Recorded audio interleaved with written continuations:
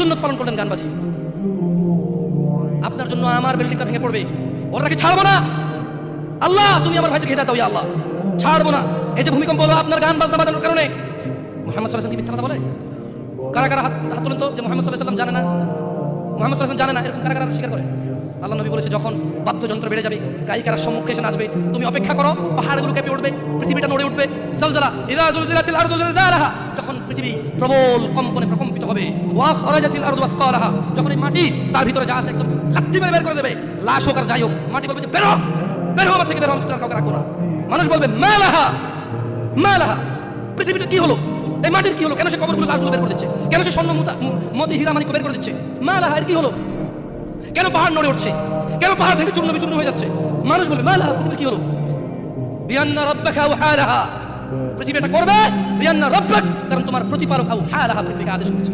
আপনি গান শোনেন আমি শুনি না, আপনি গান বাজান আমি বাজাই না, যখন চিটাগং নড়ে উঠলো ভূমিকম্পে, আপনার বাড়ির সাথে আমার বাড়িটা উঠছে। বন্ধ করেন এই জুলুম আমাদের উপর, আল্লাহর দিকে তাকিয়ে বন্ধ করেন, আল্লাহর দিকে তাকিয়ে বন্ধ করেন। আপনার বাড়িটা যদি ভেঙে ফেলার ইচ্ছা, বুলডোজার ভেঙে ফেলেন, কেউ ধরবে? কেউ জিজ্ঞেস করবে আপনাকে?